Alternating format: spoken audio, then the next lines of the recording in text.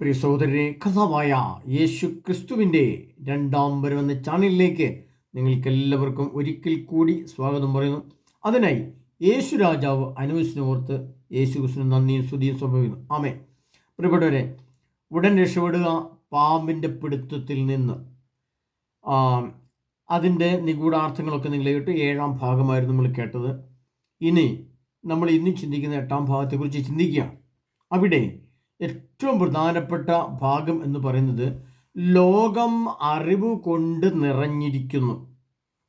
ലോകത്തെ ടെക്നോളജീസ്, സാങ്കേതിക വിദ്യകൾ അതിൻ്റെ പരമകാഷ്ഠയിലേക്ക് എത്തിക്കൊണ്ടിരിക്കുകയാണ്. ഒരു നിശ്ചിത അളവ് കഴിഞ്ഞാൽ, പ്രത്യേകിച്ചും ഈ എയർ റോബോട്ട് പോലെയുള്ള യന്ത്രങ്ങളുടെ നിർമ്മാണം പൂർത്തിയായി വരുന്ന കൂട്ടത്തിൽ ഇനി സംഭവിക്കാനുള്ളതൊരു ക്വാണ്ടം കമ്പ്യൂട്ടർ എന്നൊക്കെ പറയുന്ന ഒരു സംവിധാനം കൂടി ഉള്ളൂ. അതും കൂടെ അതിൻ്റെ പൂർണ്ണാവസ്ഥയിൽ എത്തിക്കഴിഞ്ഞാൽ വിശുദ്ധ ഗ്രന്ഥത്തിൽ പറഞ്ഞിരിക്കുന്ന എല്ലാ യന്ത്ര സാമഗ്രികളും എല്ലാ ടെക്നോളജികളും പൂർത്തിയാവുകയാണ്. അതിനപ്പുറത്തേക്ക് പിന്നെ ഒരു യന്ത്രങ്ങൾ നിർമ്മിക്കുവാൻ ഇല്ല. കാരണം വിശുദ്ധ ഗ്രന്ഥത്തിൽ ആ യന്ത്രങ്ങളുണ്ട്. അതായത് വെളിപാടിൻ്റെ പുസ്തകം 13-ാം അധ്യായം അതിൻ്റെ 14-ാം തിരുവചനം. 13-ാം അധ്യായം മുതൽ വായിച്ചാൽ നമുക്ക് മനസ്സിലാവും. തലകളിൽ വെളിപാട് 13:2 തലകളിൽ ദേവദൂഷണപരമായ ഒരു നാമമുണ്ടായിരുന്നു എന്ന് പറഞ്ഞുകൊണ്ട് പറയാണ്. 4-ാമത്തെ മൃഗത്തിന് അധികാരം നൽകിയ നിമിത്തം അവർ സർപ്പത്തെ ആരാധിച്ചു. അവർ ഇങ്ങനെ പറഞ്ഞുകൊണ്ട് മൃഗത്തെയും ആരാധിച്ചു. ഈ മൃഗത്തോട് പോരാടാൻ ആർക്ക് കഴിയും? അത് ദുരന്തങ്ങളിലേക്ക് വരികയാണ്. അതിനുശേഷം പറഞ്ഞത് എന്താണ്? വമ്പ് പറയുന്നൊരു നാവ് അതിന് ലഭിച്ചു എന്നാണ്. അതായത് യന്ത്രങ്ങൾ സംസാരിക്കുന്ന, മനുഷ്യൻ മാറി നിൽക്കും. മനുഷ്യന് വേണ്ടി സംസാരിക്കുന്ന യന്ത്രങ്ങൾ, പ്രത്യേകിച്ചും റോബോട്ടുകൾ, അതിൻ്റെ ടോപ്പ് അവസരത്തുമ്പോൾ ക്വാണ്ടം കമ്പ്യൂട്ടറിലൊക്കെ പറയാം. മനുഷ്യൻ്റെ ബുദ്ധി ഒരു പരിധിവരെ മനുഷ്യൻ്റെ ബുദ്ധിക്ക് അപ്പുറത്തേക്ക് കടന്നു പോകുന്ന യന്ത്ര സംവിധാനങ്ങൾ ലോകത്ത് വരുന്നതോടുകൂടി ടെക്നോളജീസ് എല്ലാം ഉൽപ്പാദനം നിൽക്കും. പിന്നെ മറ്റൊരു ടെക്നോളജി കണ്ടുപിടിക്കാൻ ലോകത്തിനില്ല. ഉള്ള ടെക്നോളജികളുടെ വിവിധ മോഡലുകളൊക്കെ പിന്നെ കണ്ടുപിടിക്കുവാനുള്ളൂ. ഇങ്ങനെ വരുമ്പോൾ നമ്മൾ മനസ്സിലാക്കേണ്ടത് എന്താണ്? ലോകം സാങ്കേതിക വിദ്യയാൽ, അത് അറിവിനാൽ നിറഞ്ഞു എന്ന് നമ്മൾ മനസ്സിലാക്കണം. അപ്പോൾ ഇവിടെ അറിവിൻ്റെ തലത്തിൽ നമുക്കെല്ലാം ഉണ്ടാവാം, നമുക്കെല്ലാം കിട്ടിയിരിക്കാം, നമുക്ക് എന്ത് നേടാം, സമ്പത്തോ എല്ലാം ആഗ്രഹിക്കുന്നൊക്കെ ലഭിച്ച് കിട്ടിയെന്ന് വരും. പക്ഷേ അറിവിൽ നിന്നും ഒരു മനുഷ്യനും മനുഷ്യൻ്റെ പൂർണ്ണതയിലേക്ക് എത്തിച്ചേരുന്നില്ല. അതുകൊണ്ടാണ് വെളിപാടിൻ്റെ പുസ്തകം 13:10 ഇങ്ങനെ പറയുകയാണ്: ഇവിടെയാണ് വിശുദ്ധരുടെ സകല ശക്തിയും വിശ്വാസവും. വധിക്കപ്പെട്ട കുഞ്ഞാടിൻ്റെ ജീവനത്തിൽ ലോകസ്ഥാപനം മുതൽ എഴുതപ്പെടാത്തവരായി ഭൂമിയിൽ വസിക്കുന്ന സർവരും അതിനെ ആരാധിക്കും. ചെവിയുള്ളവൻ കേൾക്കട്ടെ. തടവിലാക്കപ്പെടേണ്ടവർ തടവിലേക്ക് പോകുന്നു. വാളുകൊണ്ട് വധിക്കുന്നവൻ വാളിന് ഇരയാകണം. ഇവിടെയാണ് വിശുദ്ധരുടെ സകലശക്തിയും വിശ്വാസവും ജ്ഞാനവും. ഇവിടെ ജ്ഞാനം ആവശ്യമാണ്. ഇവിടെ അറിവ് എന്നൊരു പദം നമ്മൾ ഉപയോഗിക്കുമ്പോൾ നമുക്കൊരു സത്യം മനസ്സിലാക്കാം. അറിവ് ലോകത്തിന് ഇഷ്ടം പോലെയുണ്ട്. വിശ്വാസവും സഹനശക്തി, സഹനശക്തി എന്ന് പറയുന്നത് വിശുദ്ധി നിലനിർത്തുവാൻ വേണ്ടി നാം ചെയ്യുന്ന ചില പ്രക്രിയകളാണ്. അത് ഉപവാസമാകാം, വലിയ ആരാധനയുടെ പാക്കേജുകൾ നമ്മുടെ അടുത്ത് പ്രത്യേകം ആരാധനാ നിയോഗങ്ങളാവാം, ഉപവാസം മൂലം പല വസ്തുക്കളും നമ്മൾ ഉപേക്ഷിക്കുന്നതാവാം. വിശുദ്ധരുടെ സഹനശക്തി ഇവിടെ ആണ് ബോധ്യമാകുന്നത്. അപ്പോൾ കർത്താവാണ് ഇവിടെയാണ് സഹനശക്തിയും വിശ്വാസവും. വിശ്വാസം എന്ന് പറയുന്നത് വിശുദ്ധിയുടെ 2ാമത്തെ സ്റ്റെപ്പാണ്. സഹനശക്തി എന്ന് പറയുന്നത് വിശ്വാസത്തെ വർദ്ധിപ്പിക്കുന്നതിന് വേണ്ടി നാം സഹിക്കുന്ന, നാം പ്രാർത്ഥിക്കുന്ന, നാം ഇടപെടുന്ന ചില വിശുദ്ധീകരണ പ്രക്രിയകളാണ്. അത് ഇന്നത്തെ ഭാഷയെ പറഞ്ഞാൽ, സഭയുടെ ഭാഷയെ പറഞ്ഞാൽ, നമ്മൾ കുമ്പസാരിക്കുന്നു, ധ്യാനിക്കുന്നു, കുർബാനകൾ സംബന്ധിക്കുന്നു. എന്നാൽ അതിനപ്പുറത്തേക്ക് എന്തൊക്കെ നാം കാണണം, കേൾക്കണം, ഉപയോഗിക്കണം.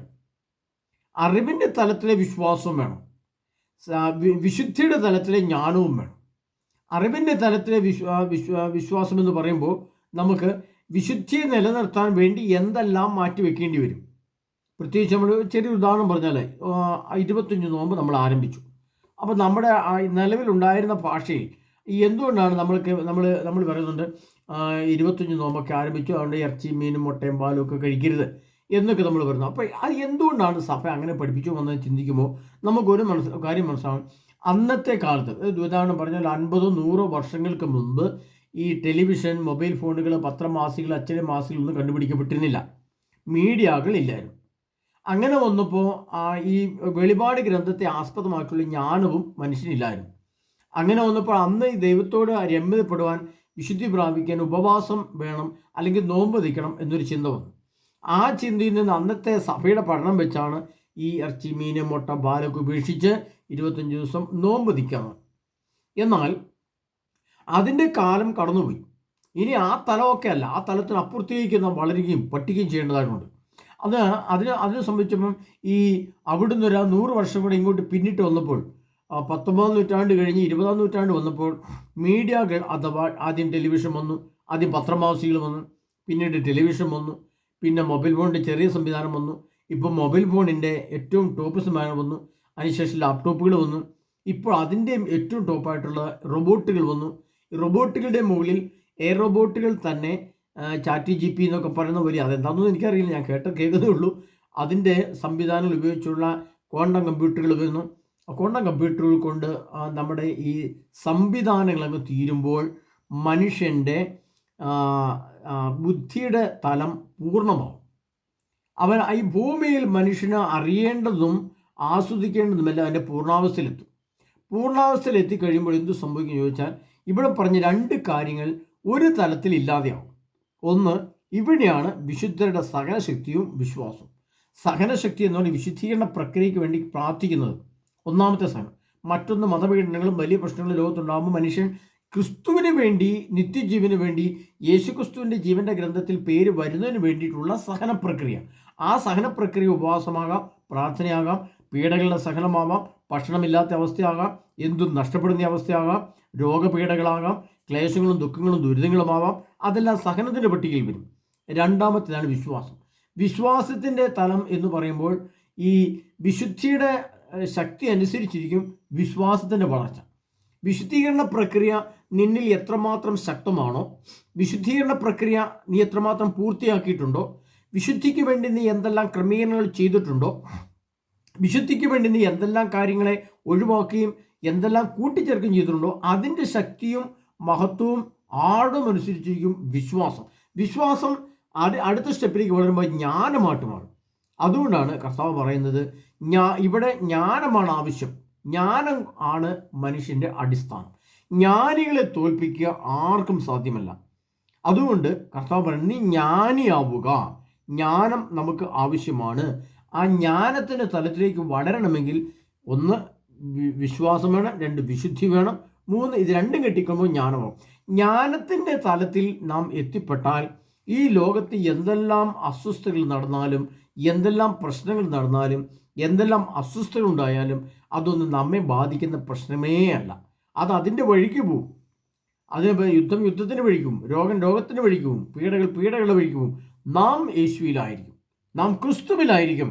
നാം നിത്യജീവന് വേണ്ടി ഒരുക്കപ്പെട്ട, തയ്യാറാക്കപ്പെട്ട വ്യക്തിത്വത്തിൻ്റെ ഉടമസ്ഥാവകാശമുള്ളൊരു ശരീരഘടനയോട് കൂടിയ ഒരു പ്രത്യേക വ്യക്തിത്വത്തിൻ്റെ ഉടമയായിട്ട് നാം മാറ്റപ്പെടും. സർവശക്തനായ ദൈവം നമ്മളെ എടുത്തു മാറ്റി നിർത്തും. നമ്മളെ തോൽപ്പിക്കുവാൻ ആരെക്കൊണ്ടും പറ്റാത്ത വിധം വിശുദ്ധിയുടെയും ജ്ഞാനത്തിൻ്റെയും ശക്തി നമ്മളിൽ നിറയും. അതുകൊണ്ടാണ് ദാനിയേൽ പ്രവാചകന്റെ പുസ്തകത്തിൽ നമ്മൾ വായിക്കുന്നുണ്ട്, ശദ്രാക്, മെഷാക്, അബേദ്നെഗോ ആ കൂട്ടത്തിലുണ്ടായിരുന്ന ദാനിയേൽ പ്രവാചകന്റെ ജ്ഞാനം, അവൻ തെളിഞ്ഞ ബുദ്ധിയും ജ്ഞാനവുമുള്ളവനാണ് എന്ന് കണ്ട് രാജാവ് അവനെ അവൻ്റെ ഉപദേശം തേടാൻ വേണ്ടി വിളിച്ചു എന്നാണ്. അപ്പം തെളിഞ്ഞ ബുദ്ധി എന്ന് പറയുന്നത് ബുദ്ധിയുടെ വിശുദ്ധീകരണം, ബുദ്ധിയിൽ വിശുദ്ധിയുടെ ജ്ഞാനമാണ്. ബുദ്ധിയിൽ, അതായത് അന്ന് ടെക്നോളജികളിൽ നമുക്കറിയാം, ഇന്ന് ടെക്നോളജികളാണ് ബുദ്ധിയിലുള്ളത്. അന്ന് ദൈവിക ജ്ഞാനം, ദൈവിക വചനമായിരുന്നു ബുദ്ധിയിലുണ്ടായിരുന്നത്. എന്നാൽ ഇന്നും അറിവ് എന്ന തലത്തിൽ കൂടെ വന്നപ്പോൾ ലോകത്തിൻ്റെ മാലിന്യങ്ങൾ മുഴുവനും ഇതിനകത്ത് നമ്മുടെ തലയ്ക്കകത്ത് ടെക്നോളജി കൂടെ കയറി വന്നു.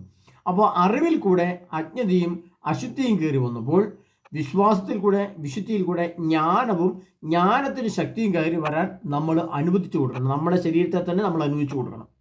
പ്രിയപ്പെട്ടവരെ, അതുകൊണ്ടാണ് കർത്താവ് പറയുന്നത്, ഈ സർവശക്തനായ യേശു ക്രിസ്തുവിൻ്റെ രണ്ടാമത്തെ വരവിന് മുമ്പായി വധിക്കപ്പെട്ട കുഞ്ഞാടിൻ്റെ ജീവഗ്രന്ഥത്തിൽ ലോകസ്ഥാപനം മുതൽ എഴുതപ്പെടാത്തവരായി ഭൂമിയിൽ വസിക്കുന്ന സർവരും അതിനെ ആരാധിക്കും. ഈ മൃഗത്തിൻ്റെ സംഖ്യയും അല്ലെങ്കിൽ മൃഗത്തിൻ്റെ സ്വഭാവമുള്ള പ്രവൃത്തികളും അശുദ്ധിയുടെ സംഭാഷണങ്ങളും ഇങ്ങനെയുള്ള എല്ലാ കാര്യങ്ങളും നമ്മൾ എന്തു ചെയ്യണം? ജീവൻ്റെ ഗ്രന്ഥത്തിൽ പേരുള്ള യേശുക്രിസ്തുവിൻ്റെ നാമത്തിലുള്ള നമ്മൾ അത് ഉപേക്ഷിക്കുക, മാറ്റിവെക്കുക, കാണാതിരിക്കുക, തൊടാതിരിക്കുക, ഉപയോഗിക്കാതിരിക്കുക. ആ ഒരു ബുദ്ധിയിലേക്ക് നമ്മുടെ ജ്ഞാനം വളരണം. അങ്ങനെ നമ്മുടെ ജ്ഞാനം വളർന്നില്ലെങ്കിൽ എന്ത് ചെയ്യും എന്നുകൂടി നമ്മൾ അറിയണം. അതുകൊണ്ട് പറയുന്നത്, കർത്താവ് പറയാണ്, ചെവിയുള്ളവൻ കേൾക്കട്ടെ. അപ്പം നമുക്കൊന്നും ചെവിയില്ല. എനിക്ക് 2 ചെവി ഇപ്പോൾ ഉണ്ട്. എൻ്റെ പോലെ ചെവി എല്ലാവർക്കും ഉണ്ടാവും. ചെവി ഇപ്പം കേൾവി ഇല്ലാത്തവർക്കും ചെവി സ്വാഭാവികമായിട്ടും ഉണ്ടാവും. അപ്പോൾ കേൾവി എന്ന് പറയുന്നതാണ് ആത്മീയ സ്വരത്തെ, ദൈവവചനത്തിൻ്റെ അറകളിൽ ഒളിഞ്ഞിരിക്കുന്ന മർമ്മപ്രധാനമായ അതിനകത്തെ ജ്ഞാനത്തെയും അതിൻ്റെ തേനിനെയും അതിൻ്റെ വിശുദ്ധിയെയും നാം ഉൾക്കൊള്ളുന്ന ഒരവസ്ഥയിലേക്ക് മാറണം. അപ്പോൾ എന്ത് ചെയ്യണം? നമ്മൾ ലോകത്തിൻ്റെ സ്വരത്തെ മാറ്റിവെക്കണം. ദൈവത്തിൻ്റെ വിശുദ്ധി, ജ്ഞാനത്തിനും വചനത്തെ സംബന്ധിച്ചുള്ള ശ്രവണം നമ്മളിൽ ഉണ്ടാവണം. അതുകൊണ്ട് നമ്മൾ ചെവിയുള്ളവൻ കേൾക്കട്ടെ. കാരണം എല്ലാവർക്കും ചെവിയുണ്ട്. എല്ലാവരും എന്താ കേൾക്കുന്നത്? ലോകത്തിൻ്റെ അറിവുകളാണ്. വാർത്തകൾ, ടെക്നോളജികൾ, ആനന്ദങ്ങൾ, എൻജോയ്മെൻറ്റുകൾ, മീഡിയ ഉപയോഗിച്ചെല്ലാം നമ്മൾ കാണുന്നു. എന്നാൽ ചെവിയുള്ള നമ്മൾ എന്ത് ചെയ്യണം? വചനം മാത്രമേ കേൾക്കാവൂ. ദൈവവചനം മാത്രമേ കേൾക്കാവൂ. ഉൽപ്പത്തി മുതൽ വെളിപാട് വരെ ഉള്ള വിശുദ്ധ ഗ്രന്ഥം വായിച്ചു കഴിഞ്ഞ് അത് 3 പ്രാവശ്യം 4 പ്രാവശ്യം 10 15 പ്രാവശ്യം ആവർത്തിച്ച് വായിച്ച് അതിനകത്തെ വചനങ്ങളെ ഹൃദയസ്ഥമാക്കി കഴിയുമ്പോൾ നമ്മളിൽ നിറഞ്ഞു നിൽക്കുന്ന ഒരു ജ്ഞാനത്തിൻ്റെ ഒരു ശക്തിയുടെ ഒരു വിശുദ്ധിയുടെ ഒരു വ്യക്തിത്വം, ആ വ്യക്തിത്വത്തിൻ്റെ ആ വ്യക്തിത്വത്തിൽ അന്തർലീനമായിരിക്കുന്ന നിത്യജീവൻ്റെ ഉറവകൾ, അതിനെ ഡിലീറ്റ് ചെയ്യുവാൻ ആരെക്കൊണ്ടും സാധിക്കില്ല, ഇല്ലായ്മ ചെയ്യാൻ ആരെക്കൊണ്ടും സാധിക്കില്ല. അങ്ങനെ ആ വിശുദ്ധിയിലേക്ക് എത്തിപ്പെടുന്നില്ലെങ്കിൽ എന്തു സംഭവിക്കും? തടവിലാക്കപ്പെടേണ്ടവൻ തടവിലേക്ക് പോകുന്നു. വാളുകൊണ്ട് വധിക്കപ്പെടുന്നവൻ വാളിന് ഇരയാകണം. ഇവിടെയാണ് വിശുദ്ധരുടെ സഹനശക്തിയും വിശ്വാസവും. അപ്പോൾ തടവിലേക്ക് പോകാൻ വേണ്ടിയിട്ട് ഒരുക്കപ്പെട്ട ആളുകളുണ്ട്. ആ ആളുകൾ എന്താണ്? അങ്ങനെയുള്ള ആളുകളാണ് ഇത് പോവുക അങ്ങോട്ട്. അതാണ് വധിക്കപ്പെട്ട ജീവൻ്റെ ഗ്രന്ഥത്തിൽ കുഞ്ഞാടിൻ്റെ ജീവനത്തിൽ പേരുള്ളവർക്ക് തടവിലേക്ക് പോകേണ്ട ആവശ്യമില്ല. കുഞ്ഞാടിൻ്റെ ജീവനത്തിൽ പേരില്ലാത്തവർ തടവിലേക്ക് പോകണം. അപ്പം തടവിലേക്ക് പോകേണ്ടവർ ഭൂമിയിൽ ജീവിച്ചിരിക്കുമ്പോൾ തന്നെ അവനിലൊരു ബന്ധനമുണ്ടാകും. അതാണ് പാമ്പിൻ്റെ ചുറ്റിക്കെട്ട് ബന്ധനം, പൈശാചി ശക്തിയുടെ ബന്ധനം. ആ ബന്ധനങ്ങളിലാണോ എൻ്റെ ആത്മാവുള്ളത്? ആ ബന്ധനങ്ങളിൽ അടിമപ്പെട്ടു പോയിട്ടുണ്ടെങ്കിൽ നിശ്ചയം ഞാൻ തടവിലേക്ക് പോകും. ആ തടവ് എന്ന് പറയുന്നത് യുദ്ധത്തിൽ തടവുകാരായിട്ട് പിടിച്ചുകൊണ്ട് പോകുന്ന ഒന്നാമത്തെ തടവ്. രണ്ടാമത്തെ തടവ് എന്ന് പറഞ്ഞാൽ മരണം, പാതാളത്തിലേക്കുള്ള മാറ്റപ്പെടും, അവിടെ തടവിലാക്കപ്പെടുന്നു. 3 മരിച്ചവരുടെ ഉയർപ്പിന് ശേഷം കർത്താവിനെ നേരിട്ട് കണ്ടതിന് ശേഷം വീണ്ടും ഈ തടവിലേക്ക് മനുഷ്യൻ തള്ളി മാറ്റപ്പെടുന്നു. മനുഷ്യനെ ദൈവം ഉപേക്ഷിക്കുന്നു. അങ്ങനെ ഉപേക്ഷിക്കപ്പെടുന്ന ഒരു അവസ്ഥ മനുഷ്യന് മുമ്പിൽ വന്നുപെട്ടാൽ ആ മനുഷ്യൻ്റെ ഹൃദയവേദന അത് ആരോട് പറയാൻ പറ്റും? ആർക്കെങ്കിലും വാക്കാൽ വർണ്ണിച്ചെടുക്കാൻ പറ്റുമോ? പറ്റിയില്ല പ്രിയ സഹോദരങ്ങളെ. അതുകൊണ്ട് നാം തടവിലേക്ക് പോകേണ്ടവരല്ല. മനുഷ്യരായി ജനിച്ച സകല മനുഷ്യരും തടവിലാക്കപ്പെടേണ്ടവരല്ല. അവൻ സ്വാതന്ത്ര്യത്തിൻ്റെ, മഹത്വത്തിൻ്റെ, നിത്യജീവൻ്റെ, നിത്യാമോദത്തിൻ്റെ, നിത്യസന്തോഷത്തിൻ്റെ, നിത്യപരദീസയുടെ, നിത്യ സ്നേഹത്തിൻ്റെ ആ ഒരു പശ്ചാത്തലത്തിലേക്ക് മാറുകയും മാറ്റപ്പെടുകയും നമ്മുടെ ആനന്ദത്തോടെ ജീവിക്കുകയും ചെയ്യേണ്ടവരാണ്. അവൻ തടവിലേക്ക് പോയെന്ന തടവിൽ കിടക്കുന്നവർക്ക് ദുഃഖമാണ്, സന്തോഷമാണ് ഉണ്ടാവുക. പ്രിയപ്പെട്ടവരെ, ദൈവം തരുന്ന ആത്മീയ സ്വാതന്ത്ര്യം എന്ന് പറയുന്നത് വലിയ സ്വാതന്ത്ര്യം. അത് മാനുഷിക ബുദ്ധിക്ക് പോലും ചിന്തിച്ചാൽ നമുക്ക് പിടുത്തം കിട്ടില്ല. ഇപ്പം നമ്മൾ ഇന്ത്യയിൽ താമസിക്കുന്ന ആൾക്കാരാണ്. നമുക്കിപ്പോൾ ഇവിടെ സ്വതന്ത്രമായിട്ട് ജീവിക്കാൻ സ്വാതന്ത്ര്യമുണ്ട്. നമുക്ക് ഇഷ്ടമുള്ള ആഹാരം കഴിക്കുന്നു, വസ്ത്രം ധരിക്കുന്നു, പോകുന്നു വരുന്നു. എന്നാൽ നമ്മൾ ഇവിടെ ഈ പറയുന്ന ഒരു ബാങ്കിൽ പോകണമെങ്കിൽ അതിൻ്റേതായ നിബന്ധനകൾ നമ്മൾ പാലിക്കണം. ഒരു മറ്റ് സ്ഥലത്തിൻ്റെ ആധാരം കാര്യങ്ങൾ, അതിൻ്റെ നിയമങ്ങൾ, അതിൻ്റെ ബന്ധനമുണ്ട്. നമ്മളിൽ ആധാർ കാർഡിൻ്റെ ബന്ധനങ്ങളുണ്ട്, പാസ്പോർട്ടിൻ്റെ ബന്ധനങ്ങളുണ്ട്, മൊബൈൽ ഫോണിൻ്റെ ബന്ധനങ്ങളുണ്ട്, പെരക്കരം പോലെയുള്ള കാര്യങ്ങളുടെ ബന്ധനങ്ങളുണ്ട്. ഈ എല്ലാ ബന്ധനങ്ങളുടെയും കീഴ്പ്പെട്ടാണ് നമ്മൾ ജീവിക്കുന്നത്. എന്നാൽ സർവശക്തനായ ദൈവത്തിൻ്റെ കരങ്ങളിൽ എത്തപ്പെട്ടാൽ അവിടെ എന്തെങ്കിലും ഒരു ബന്ധനം നമ്മളെ കാത്തിരിപ്പുണ്ടോ? ഒരു ബന്ധനവുമില്ല. അതുകൊണ്ട് കർത്താവാണ്, ചെവിയുള്ളവൻ കേൾക്കട്ടെ. ദൈവവചനം ശ്രവിക്കുന്ന വ്യക്തികൾ തടവിലാക്കപ്പെടേണ്ടവരല്ല, തടവിലാക്കപ്പെടുകയുമില്ല. അവർക്ക് വിശ്വാസമുണ്ട്, വിശുദ്ധിയുണ്ട്, ജ്ഞാനമുണ്ട്, വിവേകമുണ്ട്. അപ്പോൾ കർത്താവ് പറയാണ്, ഇവിടെയാണ് വിശുദ്ധരുടെ സകലശക്തി. വിശുദ്ധിയുള്ളവർ എന്ന് പറയുന്ന ദൈവവചനം ശ്രമിക്കുന്നവർ, ക്രിസ്തുവിൻ്റെ വചനം, ക്രിസ്തുവിൻ്റെ അപ്പസ്തോല പ്രവർത്തനം, വെളിപാട് ഗ്രന്ഥത്തെ ആസ്പദമാക്കിയുള്ള വചനങ്ങൾ, ആ വചനങ്ങൾ ശ്രമിക്കുന്നവർ വിശുദ്ധിയുള്ളവരാണ്. അവരിൽ വിശ്വാസം ഉണ്ടാവും.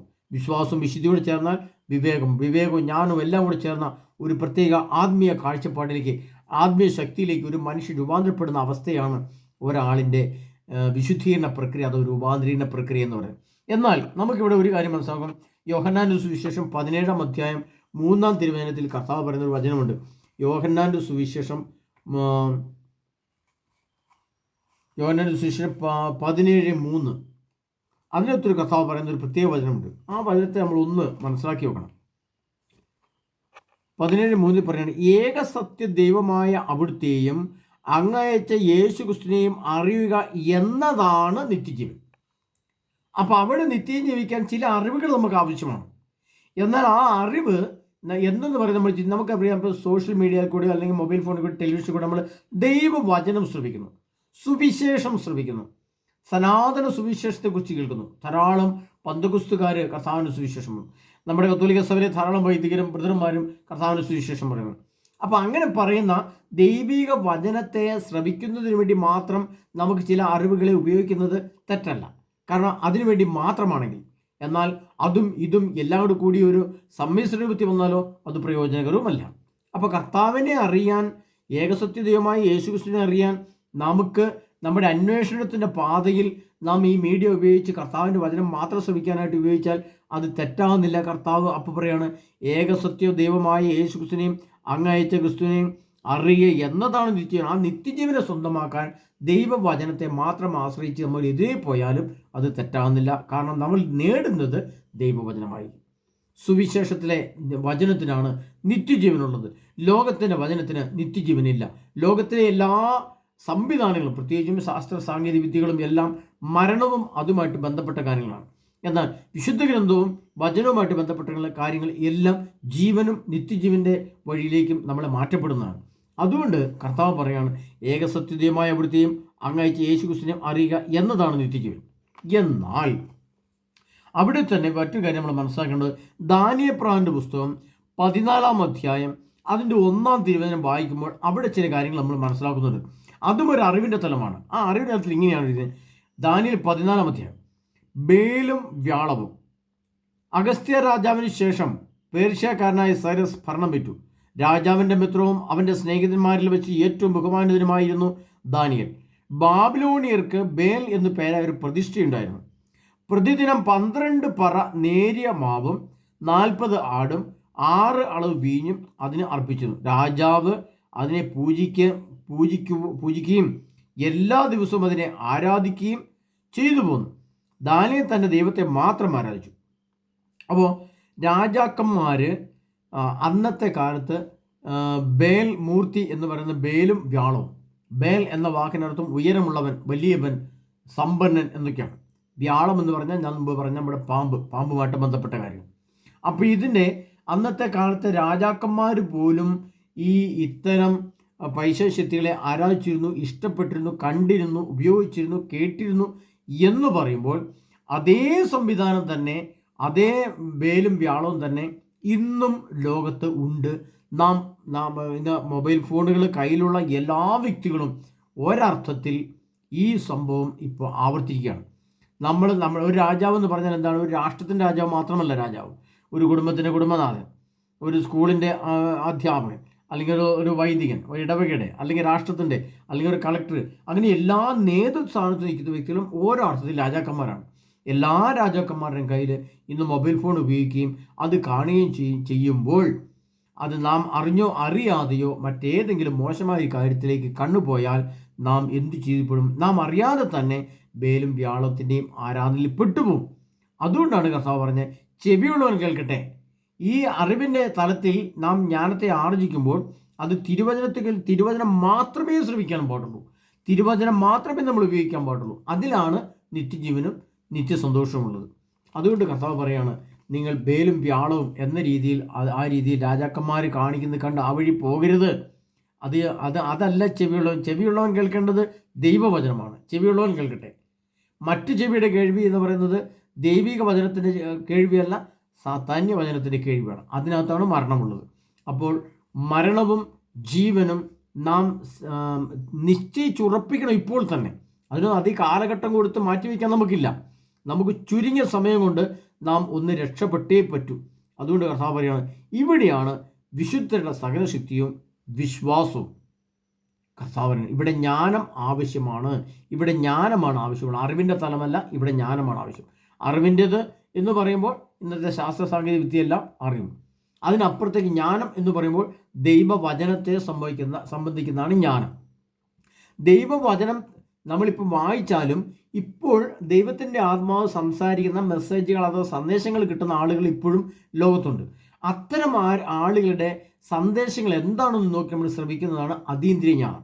അപ്പോൾ ആ ഇന്ദ്രിയങ്ങൾക്ക് അതീതമായ ഇത്തരം ജ്ഞാനത്തെ ആരെല്ലാം പ്രഘോഷിക്കുന്നു, അവരിൽ നിന്ന് നമുക്ക് എന്താണ് പുതുതായിട്ട് കിട്ടാനുള്ളത് എന്നുകൂടി ശ്രദ്ധിച്ച് ശ്രമിക്കുമ്പോൾ ഇങ്ങനെയുള്ള ചില ക്ലാസ്സിൽ കൂടെ എന്താണ് കർത്താവിൻ്റെ വരവിന് മുമ്പ് ഈ ലോകത്ത് സംഭവിക്കുന്ന അപകടങ്ങൾ, കർത്താവിൻ്റെ വരവിന് മുമ്പ് ഉണ്ടാകുന്ന സംഭവങ്ങൾ, അടയാളങ്ങൾ എന്തൊക്കെ, അത് നമ്മുടെ സമൂഹത്തെ, സഭയെ എങ്ങനെ ബാധിക്കും, നമ്മുടെ വിശ്വാസത്തെ, വിശുദ്ധിയെ എങ്ങനെ തകർക്കും, എങ്ങനെ അതിൽ നമുക്ക് രക്ഷ നേടാം, ഈ ഇത്തരം പൈശാചി തിന്മകളിൽ നിന്ന് പിടുത്തത്തിൽ നമുക്ക് എങ്ങനെ പുറത്തു കിടക്കാം, ഇങ്ങനെയുള്ള കാര്യങ്ങൾ നമ്മൾ ചിന്തിക്കുമ്പോൾ പ്രിയപ്പെട്ടവരെ, നമ്മൾ ആദ്യമായിട്ട് മനസ്സിലാക്കാനുള്ളത് കർത്താവായ യേശു ക്രിസ്തുവിൽ അടിയുറച്ച ഒരു ക്രിസ്തീയ വിശ്വാസം, അടിയുറച്ച ക്രിസ്തീയ മഹത്വം, അടിയുറച്ച ഒരു ക്രിസ്തീയ ജ്ഞാനത്തിൻ്റെ പ്രബോധന തലം നമ്മളിലുണ്ടെങ്കിൽ ആ ജ്ഞാനത്തിൻ്റെ പ്രബോധന തലത്തെ അതിലംഘിക്കുവാൻ ഈ ലോകത്ത് ഒരു ശക്തിക്കും ആർക്കും സാധ്യമല്ല. കാരണം ഇന്ന് ലോകത്ത് കാണുന്ന എല്ലാ ശാസ്ത്ര സാങ്കേതിക വിദ്യകളും സൃഷ്ടിക്കപ്പെട്ടിരിക്കുന്നത് അതിൻ്റെ അടിസ്ഥാനം ബൈബിളാണ്, വിശുദ്ധഗ്രന്ഥമാണ്. എന്നാൽ ആ വിശുദ്ധഗ്രന്ഥത്തെ നമ്മൾ ടെക്നോളജികൾ കൊണ്ട് കാണുന്നതിന് അപ്പുറത്തേക്ക് അതിൻ്റെ ജ്ഞാനത്തിന് ആത്മജ്ഞാനത്തിൻ്റെ തലത്തെ നമ്മൾ എടുത്തു കഴിഞ്ഞാൽ നമ്മുടെ ജ്ഞാനത്തിന് കീഴിലെ മറ്റുള്ള ടെക്നോളജിയും അതിൻ്റെ അറിവും വരികയുള്ളൂ. നമ്മുടെ പ്രബോധനമായിരിക്കും ഏറ്റവും വലുണ്ടായിരിക്കുക.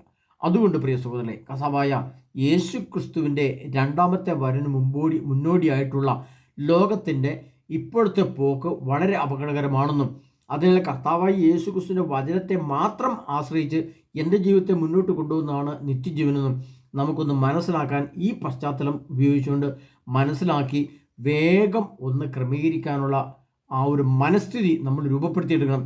കാരണം നമ്മുടെ മുമ്പിൽ സമയം തീരെയില്ല.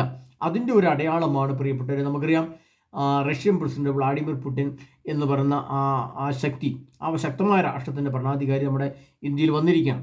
ഇതെല്ലാം നമ്മൾ നോക്കുമ്പോൾ വ്യാവസായിക കരാറുകൾ അല്ലെങ്കിൽ കൂടുതൽ വികസനത്തിന് വേണ്ട കരാറുകൾ എന്നൊക്കെ നമ്മൾ ചിന്തിക്കും. എന്നാൽ അതിനപ്പുറത്തേക്ക് ഇവർക്കൊക്കെ ഒരു അജണ്ട, മറ്റാരും അറിയത്തില്ലാത്ത, ആർക്കും അറിയപ്പെടാത്ത അജണ്ടകളും അവർക്കുണ്ടാവും, അല്ലെങ്കിൽ അവർ പദ്ധതികൾ അവർക്കുണ്ടാവും. വലിയ സൈനിക സഖ്യങ്ങളുണ്ടാവും, വലിയ ധാരണകളുണ്ടാവും. ലോകത്ത് എങ്ങനെ നമ്മൾ ശക്തമായി നമ്മൾ നിന്നുകൊണ്ട് ഒരു പ്രശ്നം വന്നാൽ അതിനെ അതിജീവിക്കുന്നത് എങ്ങനെയാണ്, അതിന് നമ്മൾ എങ്ങനെയൊക്കെ നിൽക്കണം എന്നൊക്കെയുള്ള കാഴ്ചപ്പാട് അവർക്കുണ്ടാവും.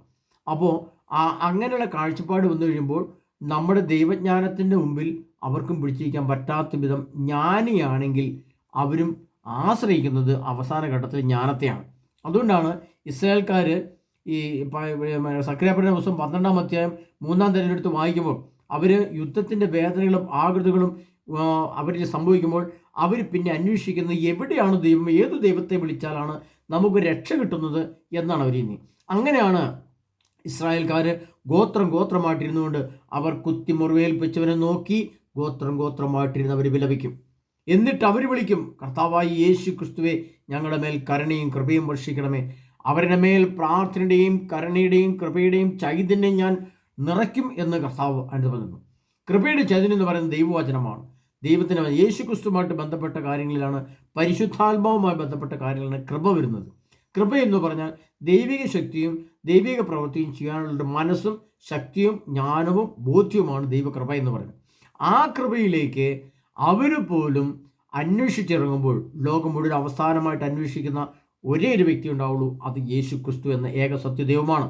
ആ ഏക സത്യദൈവത്തെ നാം മുമ്പേ അറിഞ്ഞും ഗ്രഹിച്ചും മനസ്സിലാക്കിയും വിശദീകരണ പ്രക്രിയ പൂർത്തിയാക്കിയും വെച്ചാൽ നമുക്ക് ഭയമില്ലാതെ, പ്രശ്നങ്ങളില്ലാതെ, ആകുലതയില്ലാതെ, വലിയ ഉത്കണ്ഠകളില്ലാതെ നല്ല രീതിയിൽ മുന്നോട്ട് പോകാനും യേശുക്രിസ്തുവിൻ്റെ വരവിൽ നിത്യതയിലേക്ക് എടുക്കപ്പെടാനും നമുക്ക് കൂടുതൽ ചാൻസും സാധ്യതയും നമ്മുടെ പക്ഷത്താണ്. അല്ലെങ്കിൽ വീണു പോയാൽ പിന്നെ എഴുന്നേൽക്കുവാൻ ഒരു സംവിധാനമില്ല എന്നുള്ളതാണ് ഇതിനകത്ത് ഏറ്റവും അപകടകരമായ കാര്യം. ഇപ്പോഴും സംവിധാനം നമുക്കുണ്ട്.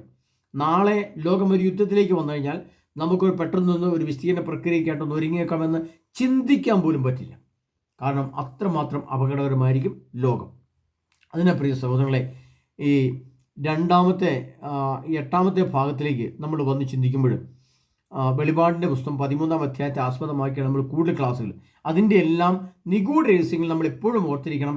ഇതിൻ്റെ എല്ലാം പിന്നിൽ ഒളിഞ്ഞിരിക്കുന്ന ഒരേ ഒരു രഹസ്യമുള്ളൂ, അത് സെക്സ് എന്ന വിഷയമാണ്. അതാണ് ഏറ്റവും അപകടകരമായ, ലോകത്തെ മുഴുവനും പാമ്പിൻ്റെ പിടുത്തത്തിലേക്ക്, പൈശാചി തിന്മയിലേക്ക്, ഒരു സമൂഹത്തെ, രാഷ്ട്രത്തെ, സഭയെ, വ്യക്തിത്വത്തെ, വിവാഹത്തെ, ബന്ധങ്ങളെ എല്ലാം നശിപ്പിക്കുന്ന, ആത്മീയമായിട്ട് ആന്തരികമായിട്ട് ഉള്ളിൽ നശിപ്പിച്ചെടുക്കുക. ഉള്ളിൽ നശിപ്പിച്ചെടുത്താൽ ഒരാളെ തോൽപ്പിക്കാൻ എളുപ്പമുണ്ട്. ഉള്ളിൽ ഒരാളുടെ വിശുദ്ധി നഷ്ടപ്പെട്ടു പോയാൽ ആ വ്യക്തിയെ തോൽപ്പിക്കാൻ ഒരു ബുദ്ധിമുട്ടില്ല. ഏത് രീതിയിലും അവനെ തോൽപ്പിക്കാം. പറഞ്ഞു തോൽപ്പിക്കാം, അല്ലെങ്കിൽ അവനെ കണക്കുകൂട്ടലുകളിൽ തോൽപ്പിക്കാം, അല്ലെങ്കിൽ അവനെ ഏത് രീതിയിൽ തോൽപ്പിക്കാൻ, കായികമായിട്ട് തോൽപ്പിക്കാനും പ്രശ്നമില്ല. എന്നാൽ ദാവീദ് പോലെയുള്ള ശക്തമായ ആത്മീയ വിശുദ്ധിയുള്ള പഴയ കാലത്തെ രാജാക്കന്മാർ, ദാനിയേൽ പ്രവാചകൻ, ദാവീദ്, സോളമനൊക്കെ അവസാനം വീണ്ടും പോയെങ്കിലും ഉണ്ടായിരുന്ന കാലം ശക്തമായിട്ട് സോളമൻ നിന്നു. സോളമൻ്റെ ജ്ഞാനസ്വത്തുക്കളൊക്കെ നമ്മൾ കേൾക്കുന്നുണ്ട്. പക്ഷേ അങ്ങനെയുള്ള ജ്ഞാനത്തിലേക്ക് നാം വളർന്നില്ല എങ്കിൽ നമ്മൾ വീണു പോയാൽ പിന്നെ എഴുന്നേൽപ്പിക്കാൻ ആരുമില്ല. അതുകൊണ്ടാണ് ദാനിയേൽ പ്രവാചകനോട് കർത്താവ് പറയുന്നൊരു വചനമുണ്ട്. അതിങ്ങനെയാണ് പറയുന്നത്.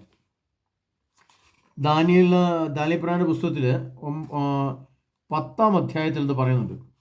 ദാനിയേൽ പ്രവാചകന്റെ പുസ്തകം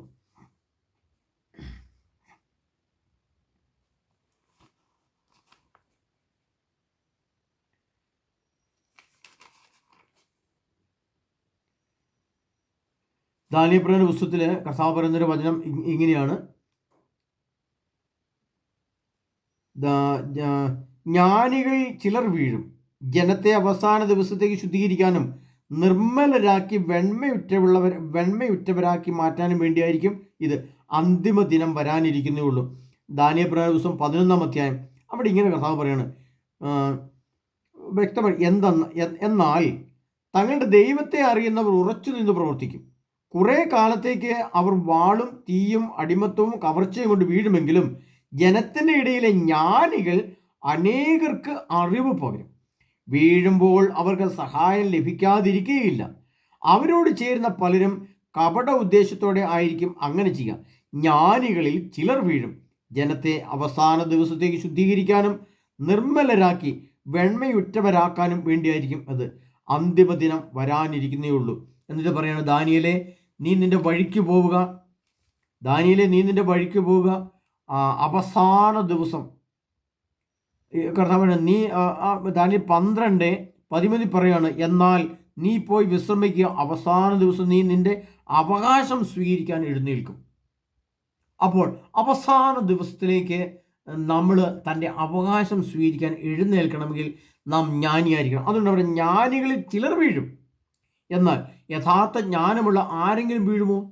ആരും വീഴുകയില്ല. കാരണം വീണാൽ പിന്നെ ഒരു എഴുന്നേൽക്കൽ അസാധ്യമാണ്. ഒരിക്കലും. അതാണ് ഈ വീഴുക എന്ന് ഉദ്ദേശിക്കുന്നത് പാമ്പിൻ്റെ പിടുത്തത്തിലെ കെണിയിൽ, ചതിയിൽ വീഴരുതെന്നാണ്. ഒരു പാവം, നമ്മളിപ്പോൾ ഒരാളോട് യാദൃശ്യമായിട്ട് തെറി പറഞ്ഞു പോയി, അല്ല മോശമായ ഒരു വാക്ക് പറഞ്ഞു പോയി, അത് ഒരു വാക്കാൽ വന്ന പ്രശ്നങ്ങളാണ്. അപ്പം നമ്മുടെ ഒരു തലമേ മോശമാവുന്നുള്ളൂ, മനസ്സുകൊണ്ട് അതരം കൊണ്ട് നമ്മൾ പറഞ്ഞപ്പോൾ അതൊരു ഒരു പാപത്തിൻ്റെ ഒരു തിന്മ രൂപമായെങ്കിലും നമ്മുടെ ആത്മാവിൻ്റെ തലത്തിൽ അത് തെറ്റ് ചെയ്തു പോയല്ലോ, ക്ഷമിക്കണമേ ഈശോയെ, ക്ഷമിക്കണമേ ദൈവമേ എന്ന് പറയാൻ അവസരമുണ്ട്. എന്നാൽ ഈ പാമ്പിൻ്റെ ചതിയിൽപ്പെട്ടാൽ, ഈ പാമ്പിൻ്റെ നിഗൂഢാർത്ഥങ്ങളിൽ നമ്മുടെ ആത്മാവ് ബന്ധിക്കപ്പെട്ടു പോയെന്നാൽ ആ ബന്ധനത്തിൽപ്പെട്ട ആത്മാവിനെ അതിൽ നിന്ന് ഊരിയെടുത്ത് രക്ഷിക്കുക എന്ന് പറയുന്നത് അസാധ്യമാണ്. അതുകൊണ്ടാണ് വെളിപാട് 13 ഗ്രന്ഥത്തിൽ പറയുന്നുണ്ട് 666 എന്ന സാത്താൻ്റെ മുദ്രയെപ്പറ്റി പറയുന്നുണ്ട്.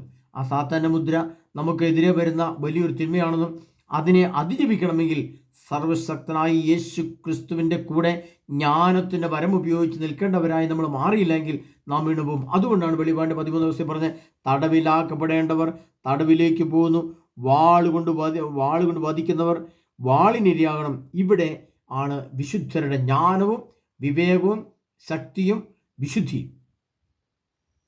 അതുകൊണ്ടാണ് ദാനിയേൽ പ്രവാചകൻ ഇത്രമാത്രം ജ്ഞാനം കൊടുത്തത്. ആ ജ്ഞാനത്തെയാണ് നാം ആചരിക്കുന്നത്. ജ്ഞാനം എന്ന് പറയുമ്പോൾ 3 തലത്തിൽ അറിവ് നമുക്കുണ്ടാകണം. ഒന്ന് അറിവിൻ്റെ തലം, ടെക്നോളജീസും ഇന്ന് കാണുന്നത്. 2 ജ്ഞാനം എന്നൊരു വിശുദ്ധ ഗ്രന്ഥത്തിൽ സംഭവിക്കും. 3 അതീന്ദ്രിയ ജ്ഞാനം അഥവാ ദൈവത്തിൻ്റെ ആത്മാവ് ദർശനങ്ങളിൽ കൂടെ, സന്ദേശങ്ങളിൽ കൂടെ ഒക്കെ ഓരോ മനുഷ്യരോട്, ചില മനുഷ്യരോട് സംസാരിക്കും. ദൈവം തൻ്റെ സന്ദേശങ്ങൾ അറിയിച്ചു കൊടുക്കും. അത് ഇന്നും സംഭവിക്കുന്നുണ്ട്. ഇന്നും ധാരാളമായിട്ട് വ്യക്തികൾ കൂടെ, ധാരാളം ആളുകൾ കൂടെ കർത്താവിൻ്റെ സന്ദേശങ്ങൾ കിട്ടുന്ന വ്യക്തികളുണ്ട്. ചിലർക്ക് പരിശുദ്ധ അമ്മയിൽ നിന്ന് സന്ദേശം കിട്ടുന്നുണ്ടെന്ന് പറഞ്ഞ് അങ്ങനെ കിട്ടുന്നവരുണ്ട്. അപ്പോൾ ഇതെല്ലാം നാം മനസ്സിലാക്കേണ്ടത്, ദൈവം അന്നും ഇന്നും പല രീതിയിൽ മനുഷ്യർ സംസാരിച്ചുകൊണ്ടിരിക്കുന്നു. കാരണം എല്ലാത്തിൻ്റെയും അന്ത്യത്തിലേക്ക് ലോകമെടുക്കുകയാണ്. 2023 യുഗാന്ത്യമാണ്. ആ യുഗാന്ത്യത്തിലേക്ക് നമ്മൾ നടന്നെടുക്കുമ്പോൾ കർത്താവിൻ്റെ വരവിനായിട്ട് ഒരുങ്ങുന്ന നമ്മൾ സർവശക്തനായ ദൈവത്തിൻ്റെ ആത്മാവിൻ്റെ ശക്തി, ആത്മാവിൻ്റെ പരിശുദ്ധി, ആത്മാവിൻ്റെ വചനത്തിൻ്റെ ശക്തി നമ്മൾ നിറയട്ടെ. യേശു ക്രിസ്തു തിരുത്വം നമ്മെ സകല പാപത്തിൽ നിന്നും, അശുദ്ധിയിൽ നിന്നും, മ്ലേച്ഛത്തിൽ നിന്നും, അനീതിയിൽ നിന്നും രക്ഷിച്ചിരിക്കുന്നു. ദൈവത്തിൻ്റെ ആത്മാവ് നമ്മൾ സംരക്ഷിക്കുമാറാകട്ടെ. കർത്താവിൻ്റെ പരിശുദ്ധാത്മാവ് നമ്മളിൽ ഒരു അഗ്നി പോലെ നിൽക്കുമാറാകട്ടെ. ജ്ഞാനമുള്ളവരായിട്ട് മാറാൻ നമുക്ക് ഒരുങ്ങാം. കാരണം ജ്ഞാനികളെ തോൽപ്പിക്കുക സാധ്യമല്ല. ദൈവജ്ഞാനമാണ്, ടെക്നോളജി ജ്ഞാനമല്ല. ദൈവജ്ഞാനം, ദൈവത്തിൻ്റെ വചനജ്ഞാനത്തിന് അപ്പുറത്തേക്ക് ഒരു ടെക്നോളജിക്കും വളരാൻ പറ്റില്ല. ഒരു ടെക്നോളജി ഇന്ന് കണ്ടുപിടിക്കണമെങ്കിൽ കോണ്ടമല്ല അതിനപ്പുറത്തേക്ക് കണ്ടുപിടിക്കപ്പെട്ടാലും, ഈ ലോകത്തെ എല്ലാ ശാസ്ത്രസത്യങ്ങളും ഒരുമിച്ച് ഇനിയും വലിയ പുതിയൊരു യന്ത്രം കണ്ടുപിടിക്കപ്പെട്ടാലും, ദൈവവചനത്തിൻ്റെ ജ്ഞാനത്തിൻ്റെ 3 തല അർത്ഥത്തിൻ്റെ അതിൻ്റെ ശക്തിക്ക് അപ്പുറത്തേക്ക് ആർക്കും ഒന്നും കണ്ടുപിടിക്കാൻ പറ്റുകയില്ല, സാധ്യമല്ല, നടക്കുകയില്ല. ദൈവവചനമാണ് എല്ലാത്തിൻ്റെയും പരിപൂർണത. അതിനാൽ പ്രിയ സഹോദരങ്ങളെ, കർത്താവായ യേശു ക്രിസ്തുവിൻ്റെ 2ാമത്തെ വരവിനായിട്ടുള്ള ഒരുക്കം ഈ നടക്കുന്ന പശ്ചാത്തലത്തിൽ നമുക്ക് യേശുവിൻ്റെ വരവിൻ്റെ ഒരുക്കത്തിനായി ജ്ഞാനികളായിട്ട് മാറാം. ആ ജ്ഞാനം നമുക്ക് എവിടെ നിന്ന് ലഭിക്കും? അത് വെറുതെ ഇങ്ങനെ വായിച്ചത് കിട്ടില്ല. അത് പ്രത്യേകിച്ചും എൻ്റെ ക്ലാസ് വന്ന് കൂടുന്നവർക്ക് നിർബന്ധമായിട്ട് കിട്ടിയിരിക്കും. അത് നിങ്ങൾ ജ്ഞാനിയായിട്ട് മാറും. ആ കാര്യം നിങ്ങൾ ശ്രദ്ധിക്കുക. കഴിഞ്ഞ ക്ലാസ്സിൽ എൻ്റെ നമ്പറും കാര്യങ്ങളൊക്കെ തന്നിട്ടുണ്ട്. ശ്രദ്ധിക്കുക. താല്പര്യമുള്ളവർ വിളിച്ച് കോൺടാക്ട് ചെയ്ത് അതിൻ്റെ കാര്യങ്ങൾ സംസാരിക്കുക. അതിനെ പ്രശ്നങ്ങളെ കർത്താവ് യേശു 2ാമത്തെ നമുക്കെല്ലാം ഒരുങ്ങാം. നമ്മളെ സമൃദ്ധമായി യേശുനാഥൻ അനുഗ്രഹിക്കുമാറാട്ടെ. ആമേൻ.